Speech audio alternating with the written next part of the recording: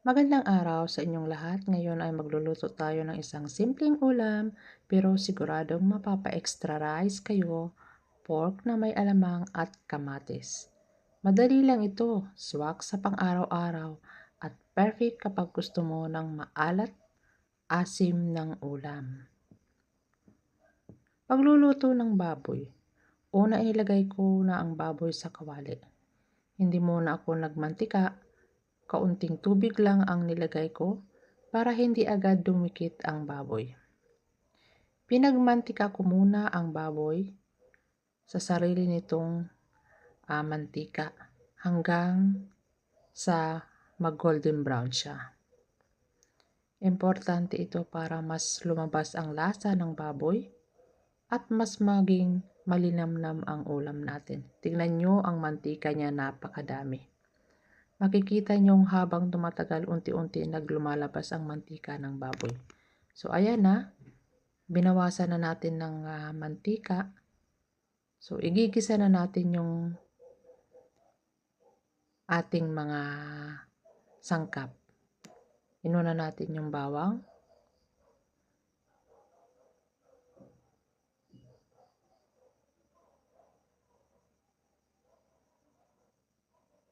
Lagay na natin yung ating sibuyas.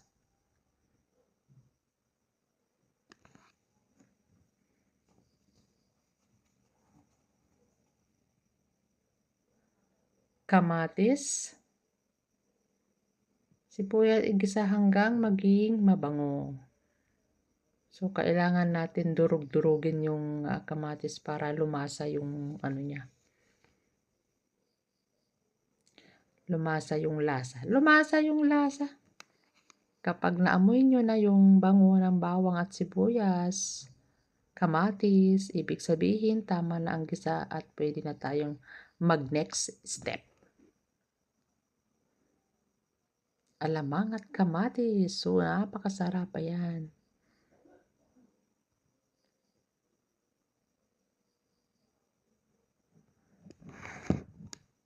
Ay, nako. Nakakatakam-takam nga naman yan.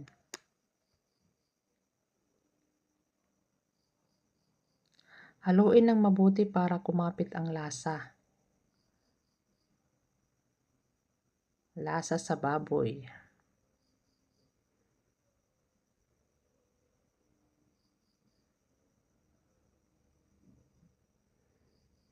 So, ayan. Dinurog-durog na natin ng maigi.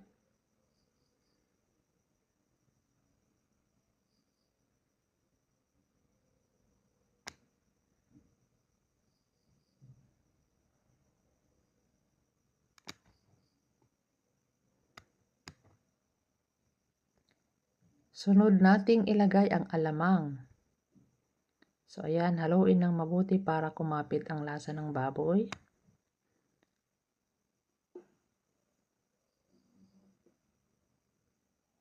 Lagyan ng kaunting suka para mag-balance sa alat ng alamang. Haluin lang ulit at hayaan itong kumulo ng ilang minuto. So lagyan natin ng pamienta.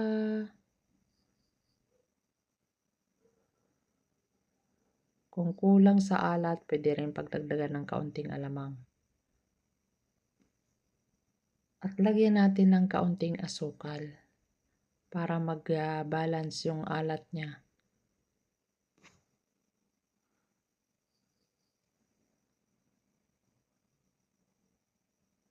Mahina lang dapat ang apoy. Hinaan ang apoy at hayaan itong magsama-sama ang lasa. Napakasarap.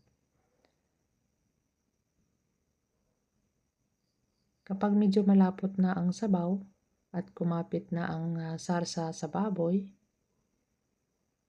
ibig sabihin na ay luto na siya. So, ayan na nga. Nakaw. Ang sarap. Ayan ang ating pork with alamang at kamatis. Simple, mura at siguradong masarap. Salamat sa panonood. At kung nagustuhan nyo ang recipe na ito, subukan ninyo rin sa bahay. hanggang sa susunod na luto. So, tikman na natin.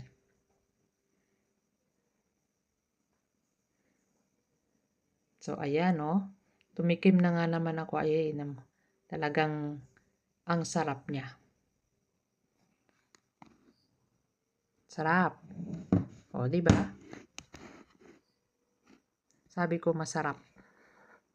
Thank you very much for your watching at sana nagustuhan nyo ang aking recipe.